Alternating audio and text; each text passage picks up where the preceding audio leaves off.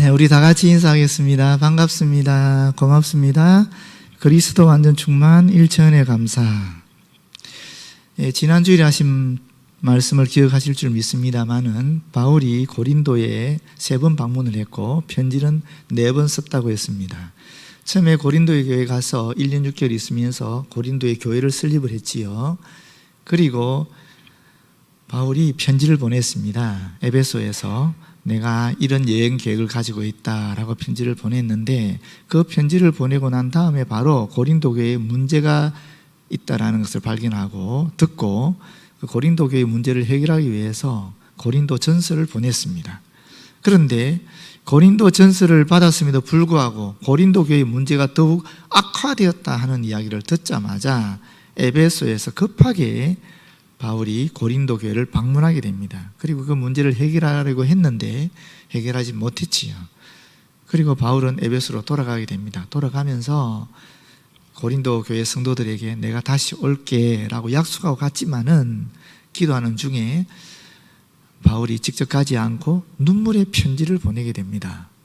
그 눈물의 편지를 받고 고린도 교회 성도들이 어떻게 반응했을까요? 성경에 나옵니다. 거기를 보게 되면 이 눈물의 편지를 받고 고린도 교회 성도들이 회개하고 바울을 영접하게 됩니다. 그런데 이 눈물의 편지를 보낸 다음에 바울은 어떻게 됐는가? 에베소에서 더 있지 못하고 그 은장색 소요 사건이 일어나서 에베소를 떠나게 됩니다. 그래서 더로아로 가거든요. 이 더로아로 가기 전에 이 고린도 문제 해결을 위해서 바울이 사실은 디도를 고린도에 파송을 했고, 디도로부터 고린도 문제가 어떻게 해결이 됐는지를 듣기를 원했지만 드로아에서 디도를 만나지 못하고 또 드로아에서 빌립보로 가게 됩니다. 그 빌립보에서 디도를 만나게 되거든요. 그러면서 디도가 전해진 소식이 있는데 그것이 아주 기쁨의 소식이었습니다. 고린도 교인들이 바울에게 온 눈물의 편지를 받고 그들이 회개하고 바울을 영접하게 되었다는 아주 기쁜 소식이었어요. 그리고 나서 그 이후에 이제 바울이 고린도 교회를 3번째로 방문하는 거지요. 그러면서 거기서 석 달간 머물면서 거기서 위대한 또 서신을 하나 쓰게 됩니다. 그게 바로 로마서라는 서신입니다. 고린도 후서를 쓸 때 바울은 감격스러웠어요. 감사했어요. 기뻐하면서 쓴 편지입니다. 이것이. 그 고린도 후서를 보시게 되면은 지난 시간도 봤지만 그 뒤에 2장을 보게 되면 바울의 사도직에 대한 확고한 정체성이 나타나고요. 또 오늘 본문을 통해서 보게 되면 사도로서의 직무를 수행하는 바울의 자세에 대한 이야기가 나오고 있습니다.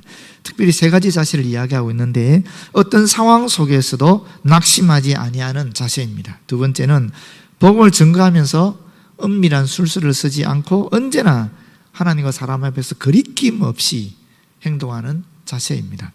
그리고 3번째는 자신의 유익을 도모하거나 스스로 내세워서 자랑하는 대신에 하나님이 비추어신 진리의 빛에 따라 철저히 예수 그리스도만 전하고 성도의 유익을 추구하는 그런 자세를 이야기하고 있습니다. 여러분, 저나 여러분이나 우리는 다 그리스도인으로 부름을 받았고 그리스도인으로 부름을 받았다는 소리는 곧 하나님께로부터 직분을 받았다는 것입니다. 우리 대덕 한빛교회에서 저는 목사로서 이 직분을 하나님께 받았습니다. 우리 가정에는 하나님께서 어떤 직분을 저에게 주셨을까요? 남편으로서의 직분입니다. 우리 아이들에게는 아버지로서의 직분을 저에게 주신 것입니다. 저희 아버지 집에 가면 저는 어떤 직분을 받은 것이겠어요? 아들로서의 직분을 받은 거지요. 동시에 제가 오남 1례의 큰 애거든요. 그 장남으로서의 직분을 받은 것입니다. 친구들 간의 관계 속에서는 제가 어떤 직분을 받은 것이겠습니까? 그리스도인으로 친구가 되는 직분을 받은 것입니다. 그런데 여러분, 제가 우리 집에서 아버지 아니라 남편 아니라 목사로만 행동한다면 어떻게 되겠습니까? 아마 제처가 굉장히 힘들 것이고 우리 아이들은 아마 미칠 것입니다. 그렇지 않겠어요? 우리 아버지 집에 가서 우리 아버지는 장로님이고 저는 목사니까 목사로서 장로를 대하듯이 우리 아버지를 대하고 또 우리 형제들한테 목사로서 형으로서가 아니라 목사로서 그들을 대한다면 어떻겠습니까? 아주 피곤해 하겠지요. 친구들도 마찬가지입니다. 친구들에게 가서 내가 그리스도인으로서 친구가 되는 것은 용납이 되지만 그게 아니라 내가 목사로서 우리 친구들 관계를 유지해 나간다면 그 친구들이 저랑 관계를 계속 유지하고 싶겠습니까? 아니지 않겠습니까? 우리가 그리스도인이 된다라는 것은 다양한 직분을 받았다라는 거예요. 하나님으로부터. 그러니까 그 직분이라는 것이 어떤 상황 속에 있느냐, 어떤 현장 속에 있느냐에 따라서 사실은 달라지는 것입니다. 물론 공통된 것은 있죠. 그리스도인이라는 것이죠. 내가 그리스도인으로 살아가는 것입니다. 그리스도인의 친구로. 죄송합니다. 그리스도인인 친구로. 그리스도인인 목회자로. 그리스도인인 아내로. 그리스도인인 남편으로. 그리스도인인 아들로. 그리스도인인 딸로. 이렇게 살아간다는 것을 의미하는 것입니다. 그런데 이런 직분을 수행함에 있어서 우리가 어떠한 자세를 가져야 될까 하는 것을 오늘 우리가 바울을 통해서 배웠으면 좋겠습니다. 바울은 첫 번째 자신의 직분을 수행함에 있어서 어떤 상황 속에서도 낙심하지 않는다라고 이야기하고 있습니다. 사실 저는 대덕암빛교회에서 7년간 목회하면서 상당히 많이 낙심했던 것 같거든요. 그런데 오늘 이 말씀을 통해서 다시 한번 깨닫게 되고 또 힘을 얻게 됩니다. 제가 왜 낙심했을까? 그 낙심했던 이유도 오늘 여기서 발견하게 되었습니다. 여러분 1절 보시면 그러므로 우리가 이 직분을 받아 긍휼하심을 입은 대로 낙심하지 아니하고 라고 바울은 이야기하고 있습니다. 이 직분이 사명이죠. 이 직분이 바로 하나님 주신 사명이라는 것입니다. 이 직분에 대해서 바울은 고린도후서 3장 6절에 새 언약의 일꾼이다 이렇게 이야기하고 있어요. 새 언약의 일꾼. 그렇다면 옛 언약도 있다라는 것이죠. 옛 언약은 여러 번 말씀드린 것처럼 모세율법을 통해서 짐승을 죽임으로 말미암아 짐승의 피 흘림으로 말미암아 내 죄가 속해진다는 그런 언약입니다. 새 언약은 예수 그리스도를 통하여 우리의 죄가 영원히 사해지는 예수 그리스도 십자가의 보혈을 통하여 우리의 죄가 영원히 속해져 버린 그런 언약을 이야기하는 것입니다. 그런데 바울은 이러한 새 언약의 일꾼으로 하나님께 이 직분을 받았다라는 것입니다. 그런데 여러분, 바울이 고린도에 교회를 세우지 않았습니까? 무려 1년 6개월 동안 있으면서 자신이 직접 전도하고 양육해서 교회를 세운 거예요. 저는 제가 직접 이 교회를 세운 거 아니잖아요. 이재화 목사님이 세우셨고 또 우리 은정대 목사님이 이 교회를 성장시키시고 저는 그 뒤에 3대 목사를 보임했을 뿐이지 않습니까? 근데 바울은 자기가 직접 세운 교회예요. 직접 세웠는데 거기에서 성도들이 자신을 의심하고 자신의 사도직에 대해서 거부하고 또 행위를 비난하기 시작하는 거예요. 그때 바울이 얼마나 낙담이 되겠습니까? 그런데 바울은 낙담하지 않았다라고 얘기하는 것입니다. 왜 낙담하지 않았을까? 어떻게 바울은 낙담하지 않을 수 있었을까? 사실 우리가 저나 여러분이나 이 직분마다 수행할 때에 얼마나 많이 낙담합니까? 얼마나 많이 실망합니까? 그런데 바울은 낙담하지 않았다라는 거예요. 여기 낙담하다, 낙심하다 하는 말이 무슨 말이냐면은 악에게 굴복하다라는 뜻입니다. 악에게 굴복하는 것이 낙심이라는 말입니다. 낙담이란 말입니다. 어떻게 바울은 낙심하지 않을 수 있었을까? 자신이 직접 설립한 교회였음에도 불구하고 그 성도들이 비난을 받았을 때 어떻게 낙심하지 않을 수 있었을까? 그 비결이 무엇일까? 바로 앞에 나옵니다. 긍휼하심을 입은 대로. 긍휼하심을 입었다라는 거예요. 주께로 긍휼하심을 입어서 사도가 되었다라는 것입니다. 여러분 우리가 바울을 잘 알지 않습니까? 바울이 어떤 사람입니까? 바울은 회방자였습니다. 핍박자였습니다. 포행자였습니다. 많은 성도들을 옥에 가두고 그것도 모자라서 다른 도시에까지 가서 그리스도인들을 핍박하려고 했던 사람이 바울이었습니다. 그런 바울을 하나님께서 부르셔서 그리스도의 은총을 입혀 구원받게 하셨을 뿐만 아니라 그 복음을 전할 수 있는 위대한 직분을 허락해 주셨다는 것입니다. 첫사랑의 감격을 바울은 잃어버리지 않았다는 것입니다. 대속의 은총에 대한 그 기억을 바울은 잊지 않았다라는 것입니다. 그것이 그로 하여금 낙심하지 않겠다라는 것입니다. 저는 왜 낙심했겠습니까? 첫사랑의 감격을 잃어버리기 때문에 그랬다라는 것입니다. 하나님이 나에게 이 직분을 수행해 주셨는데, 하나님이 나에게 대덕감빛교회 담임 목회자를 불러주셨는데 제가 그것을 잊어버렸다라는 것입니다. 그래서 결국 악에게 굴복해서 낙심하게 되었다라는 것입니다. 여러분 어떻습니까? 여러분, 우리가 직분을 받아 봉사하다 보면은 사람들의 모함을 받을 때도 있고 오해를 받을 때도 있고 또 비난을 받을 때가 있습니다. 특별히 열심히 봉사하는 성도들이 더욱 그런 경우를 당하게 됩니다. 하나님께서 우리에게 직분을 맡기셨다라는 것은 큰 긍휼을 베푸신 것이거든요. 죽을 수밖에 없는 죄인인데 이런 죄인인 우리를 용서하여 주실 뿐만 아니라 우리에게 귀한 하늘의 직분을 맡기셨다는 것 아니겠습니까? 성도의 모든 직분은 하나님께서 주시는 것입니다. 비록 사람을 통해서 임명되었다 해도 그것은 하나님이 우리에게 긍휼을 베푸셔서 맡기셨다는 것입니다.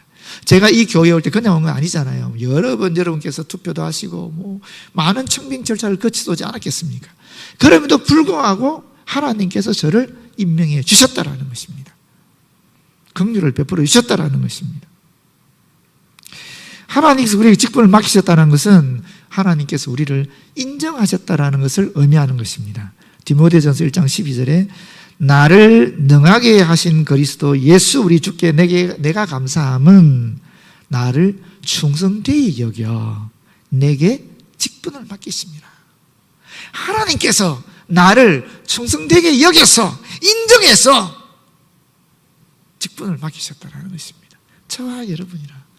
여러분이 장로로 부르심을 받고 권사로 부르심을 받고 집사로 부르심을 받고 찬양대원으로 부르심을 받고 기도자로 부르심을 받고 안내자로 부르심을 받고 교사로 부르심을 받고 남편으로 부르심을 받고 아내로 부르심을 받고 연구원으로 부르심을 받고 기업가로 부르심을 받고 다양한 형태로 우리가 주님 앞에 부르심을 받았는데 그 부르심을 받은 이유가 어디 있는가? 하나님께서 우리를 인정하셔서 긍휼을 베푸셔서 불러주셨다는 것입니다. 여러분, 이 긍휼을 기억하여 주시고 하나님 그 은혜를 기억하시고 낙심하지 않는 저와 여러분 되었으면 참 좋겠습니다. 두 번째는 하나님과 사람들 앞에서 거리낌 없는 그런 자세를 가졌다라고 이야기하고 있습니다. 거리낌 없는 자세가 뭘까? 솔직하다라는 것이죠. 우리 경상도 말에 꼬롬하다는 말이 있거든요. 정말 억수로 꼬롬하네. 그러면 그게 무슨 말이냐면은 쟤랑 가까이 하지 말라라는 뜻이에요. 왜냐하면 이 꼬롬하다는 말이 뒤가 구리다라는 뜻이거든요. 뭔가 다른 꿍꿍이가 있다 이런 뜻이에요. 이걸 구체적으로 바울은 이렇게 설명하고 있습니다. 첫 번째, 숨은 부끄러움의 일을 부리는 것입니다. 두 번째는 속임으로 행하지 않는 것입니다. 세 번째는 하나님의 말씀을 혼잡하게 하지 않는 것입니다. 그리고 네 번째는 하나님 앞에서 각 사람의 양심에 대하여 스스로 추천하는 것이라고 이야기하고 있습니다. 이게 무슨 뜻일까? 숨은 부끄러움의 일이 뭐냐면 만일 밖으로 드러나게 되면 사람들로부터 수모를 당할 수밖에 없는 아주 수치스러운 그런 일들을 말하는 것입니다. 바울을 대적한 거짓 사도들이 어떤 사람들이었냐면은 이 거짓 사도들이 고린도 교회에 들어와서 바울과 고린도 교회 성도들 간의 관계를 이간질시켰거든요. 그런데 이 사람들이 어떤 사람이냐면은 바울이 율법을 지키지 않는다고 비난한 사람들입니다. 그런데 정작 그들은 어떻게 했는가? 사람이 보지 않는 데서 은밀한 곳에서는 율법을 지키지 않는 아주 부끄러운 일을 행한 사람들이라는 것입니다. 에베소 5장 12절에 보면 그들에 대해서 이렇게 설명하고 있습니다. 그들이 은밀히 행하는 것들은 말하기도 부끄러운 것들이라. 말하기도 부끄럽다. 엄난했다라는 것이죠. 도박도 하고 음주도 하고 이런 것들 아니겠습니까? 거짓말하고 왜곡시켜서 부풀리기도 하고 자신의 생각대로 판단해서 비판하는 그런 것들을 의미하는 것 아니겠어요? 그러나 바울은 그렇게 하지 않았다라는 것입니다. 사실 이 거짓 사도들이 율법을 왜곡시켰습니다. 여러분 기억하실지 모르겠는데 예루살렘 공의회가 있었잖아요. 예루살렘 공의회가 왜 열렸냐면은 유대 기독교 교인들이 있었던 그 공동체 안에 이제 이방 기독교인들이 생기기 시작한 거예요. 이방 기독교인들이 생기다 보니까 원래 유대 전통에서 자란 사람들하고 이 이방 문화 속에 자란 사람들하고는 습관이 다르잖아요. 생활 습관이 다르잖아요. 그러다 보니까 생활상에, 신앙생활상에 여러 가지 문제들이 발생하기 시작하는 것입니다. 그래서 이 문제를 해결하기 위해서 회의를 소집한 것입니다. 그게 최초의 교회 회의였어요. 거기서 두 가지를 결정합니다. 첫 번째가 뭐냐면은 구원은 오직 예수를 그리스도로 믿음으로 말미암아 이루어지는 것이다 하는 것을 결정합니다. 일종의 교리죠. 그렇죠? 이 교리를 결정한 거예요. 두 번째는 생활의 문제, 건덕상의 문제를 결정합니다. 그게 뭐냐면은 유대 그리스도인들은 이미 율법, 모세 율법을 통해서 피채 먹는 거라든지 또는 우상의 제물을 먹는 거라든지 또는 그 음란한 거라든지 뭐 이런 건 도저히 용납이 안 되는 거예요. 반면에 이 이방에서 살았던 헬라 문화권에 살았던 사람들은 지난번에 주일날 설교 말씀을 통해 들려드린 것처럼 이 사람은 우상 제물이 일상적인 고기들이에요. 시중에서 파는 고기들은 우상에게 바친 제물들이에요. 또 피채 먹는 것이 그렇게 죄스럽지 않은 거예요. 그 사람들은 일상이니까. 목매달아 죽인 것도 그냥 먹는 거예요. 음란도 그 사회상이 음란한 사회였어요. 문화 자체가 그랬어요. 그러다 보니까 음란에서도 굉장히 관대하고 이 고기 먹는 거는 전부 우상제물 아니면 피째 먹는 거고 또는 목매달아 죽인 것들이기 때문에 그런 거 먹는데 전혀 이 사람들은 지장이 없는 거예요. 문화니까 그게. 그렇게 살아왔으니까. 근데 같이 섞이다 보니까 유대 그리스도 입장에서는 이 피째 먹는 것, 우상제물 먹는 것, 목매달아 죽인 거 먹는 것, 이 음란은 도저히 용납이 안 되니까 비록 이것이 구원과는 관계가 없지만은 우리가 하나의 공동체를 이루어 살아가기 위해서는 유대 그리스도인들을 위해서 이방에서 들어오는 그리스도인들이 이 네 가지는 삼갔으면 좋겠다라고 결정한 것이 예루살렘 공의회 결정이었어요. 그런데 이 거짓 사도들은 그렇게 하지 않았다는 것이죠. 조금 더 뒤에 설명하겠습니다. 두 번째는 뭡니까? 속임으로 행하지 아니했다라고 얘기하고 있습니다. 결코 이타적이라고 할 수 없는 어떤 목적을 성취하기 위해서 술수를 부리거나 거짓을 개의치 않는 그런 자세가 바로 이 속임의 자세거든요. 여기 성경에서 말하는 고린도서 11장 13절 15절에 보게 되면 거짓 사도, 속이는 일꾼, 그리스도의 사도로 가장하는 자들, 심지어 그들을 사탄의 일꾼으로까지 이야기하고 있습니다. 바울은 이 대적자들로부터, 거짓 사도로부터 사실은 속이는 자라는 모략을 당했습니다. 왜냐하면 이 예루살렘에 기근이 들어서 예루살렘에 있는 그리스도인들이 고통을 당하니까 바울이 이 예루살렘 교회 성도들을 돕기 위해서 모금을 했거든요. 헌금을 거두었거든요. 그걸 보고 이 거짓 사도들이 바울이 지금 너희들을 속여서 재산을 탈취하려고 헌금을 거둔다 이렇게 말한 거예요. 거기에 대해서 나는 그렇지 않다. 너희들이 속이는 자들이지. 나는 주님 앞에 진실되다. 나는 솔직하다 라는 이야기를 하고 있는 것입니다. 그리고 세 번째가 무엇입니까? 세 번째가 하나님의 말씀을 혼잡하게 하지 아니하였다라고 얘기하고 있는데 이 혼잡하게 한다는 말이 불순물을 섞어서 순도를 떨어뜨리는 것을 얘기하는 것이죠. 순수한 복음에 필요 없는 것을 첨가시켜서 복음의 본질을 왜곡시키는 것을 이야기하는 것입니다. 바울이 복음을 전파하면서 모세의 율법을 지키도록 가르치지 않으니까 왜 예루살렘 공회가 그렇게 결정했기 때문에 그렇게 가르쳤잖아요. 그렇게 하니까 복음의 질을 떨어뜨린다라고 이 거짓 사도들이 비난한 것입니다. 그런데 정작 하나님의 복음을 혼잡하게 만든 것은 누구였습니까? 이 거짓 사도들이었다라는 것입니다. 복음 외에 율법을 첨가시켜서 복음의 본질을 왜곡시켰다라는 거예요. 그게 무엇인가? 예수를 그리스도로 믿음으로 말미암아 구원을 받는다는 것이 공의의 결정이었음에도 불구하고 이 사람들은 율법주의자들이었어요. 유대주의자들이었어요. 오직 믿음으로 말미암아 구원을 받는다는 이 이신칭의 교리를 그들은 완전히 받아들이지 않았다는 것입니다. 오히려 자신들의 생각으로, 자신들의 사상으로, 자신들의 이데올로기로 할례를 받아야, 율법을 지켜야 구원을 받는다. 예수 믿어야 돼. 그러나 할례도 받아야 돼. 그래야 구원을 받을 수 있어. 라고 말한 것입니다. 복음의 본질을 혼잡하게 만드는 것입니다. 자신의 사상으로, 자신의 생각으로, 자신의 이데올로기로 그렇게 했다라는 것입니다. 거기에 대해서 바울은 복음에 자신들의 사상을 섞어서 전하는 것은 안 된다.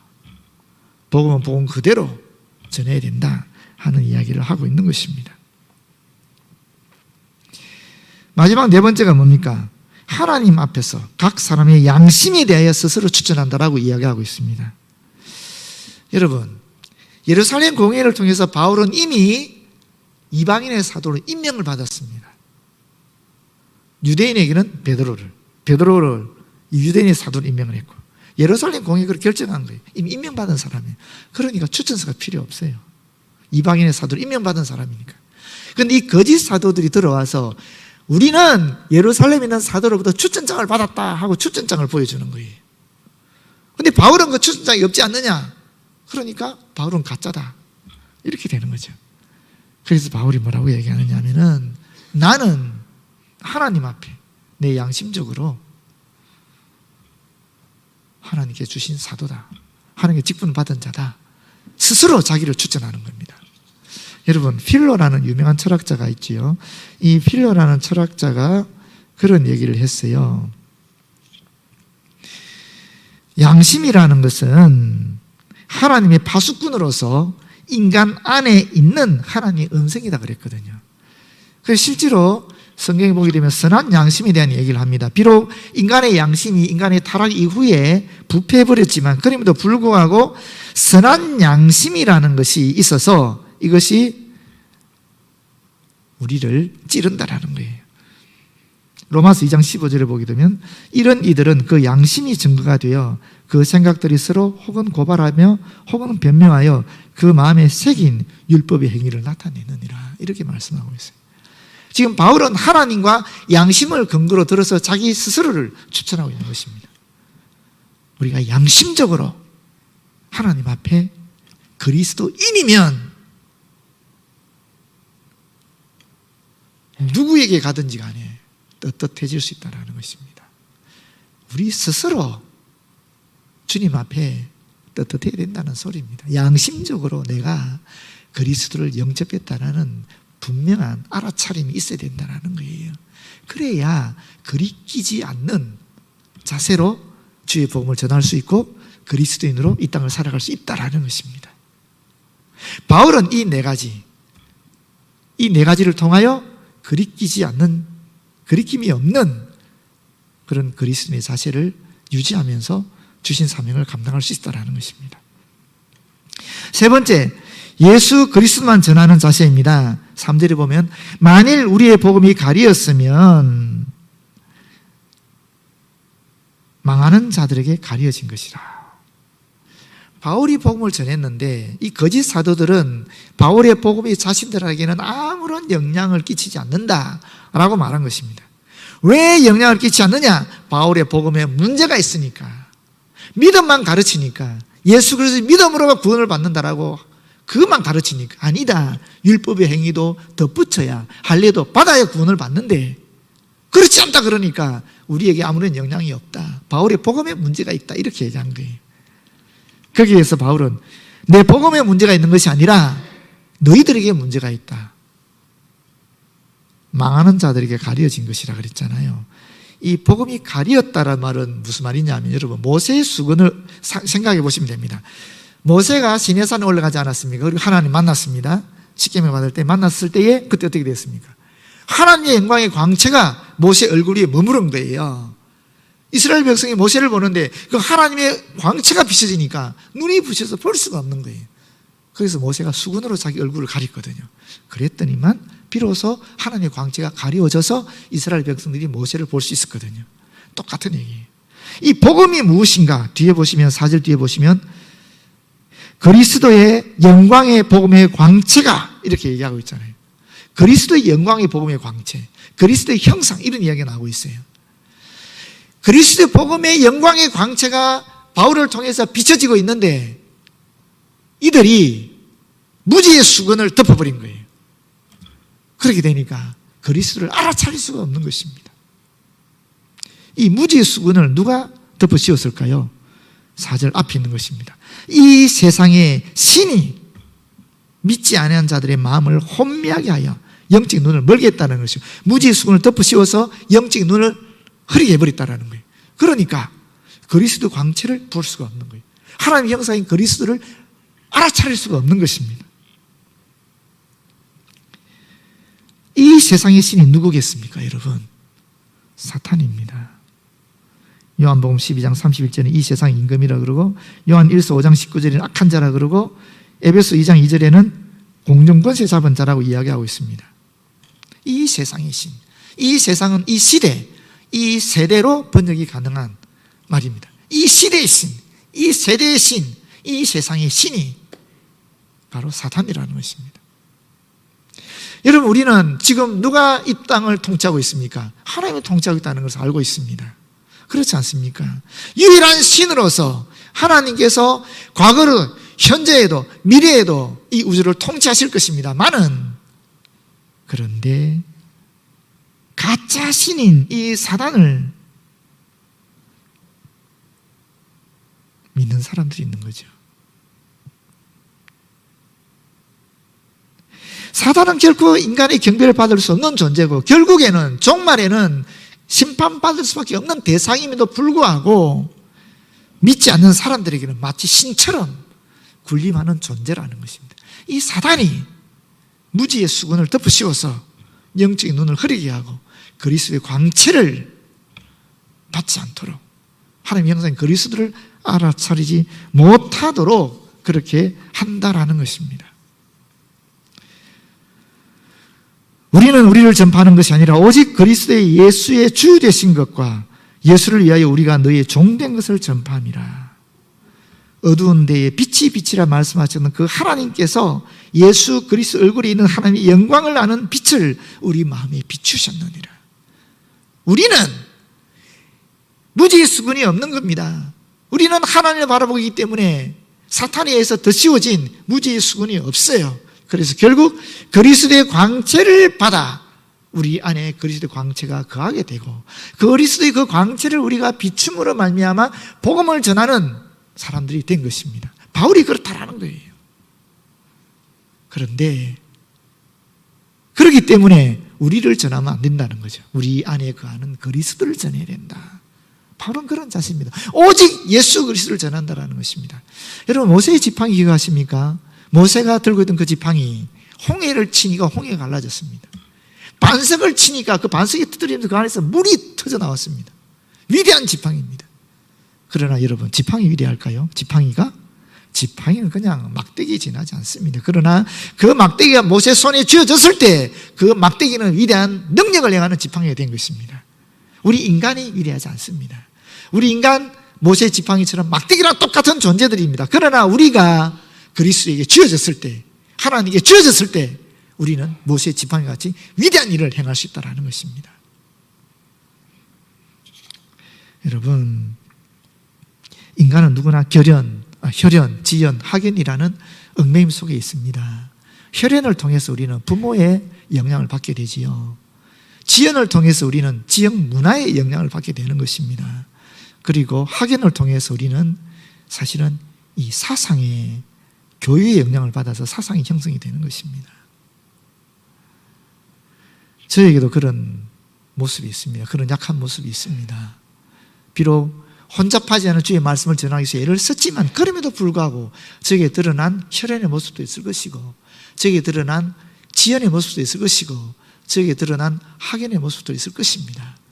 여러분, 그런 부분을 용서하여 주시고, 혹시 저 때문에 상처받은 분들 있으면 용서하여 주시고, 모쪼록 말씀을 전하는 주의 종으로서 제가 성령 충만한 그런 목회자가, 설교자가 될 수 있도록 기도해 주시길 바랍니다. 성령 충만이 무엇입니까? 예수 충만한 것입니다. 말씀 충만한 것입니다. 말씀으로, 예수로 가득 차게 되면 이 세상의 신이 관여하는, 이 세대의 신이 관여하는 이데올로기, 사상의 영향이, 세상의 가치관의 영향이 들어올 수가 없는 것입니다. 말씀으로 충만하지 못하니까, 예수로 충만하지 못하니까, 성령으로 충만하지 못하니까 그런 세상의 신, 사탄의 역사, 이 세상의 가치관에 스며들어서 우리의 말씀을, 주의 복음의 진리를 혼잡하게 만들어버리는 것입니다. 공동체를 깨게 되는 것입니다. 여러분, 모쪼록 우리가 그리스도인으로 부름받았습니다. 그리스도인으로 부름받았다는 소리는 누구나가 다 하나님께서 직접 받은 사명이 있다는 것이거든요. 이 사명을 전함에 있어서 우리 안에 그리스도의 빛으로 충만해서 이 그리스도의 빛을 온전히 전할 수 있는 그런 저와 여러분 되었으면 참 좋겠습니다. 기도하겠습니다.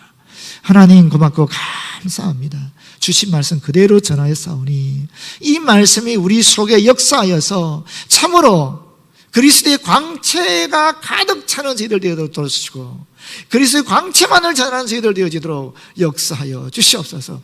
이 세대의 신이, 이 시대의 신이, 이 세상의 신인 사단이 우리를 이데올로기로, 사상적으로, 가치관으로 혼잡하게 하고 있습니다. 아버지 하나님, 진리에 또렷하게 서서 이 거짓 신을 이기고 참 신이신 우리 주 예수 그리스도의 빛으로 나를 조명하고 세상을 조명할 수 있도록 역사하여 주시옵소서. 예수님 이름으로 기도드립니다. 아멘.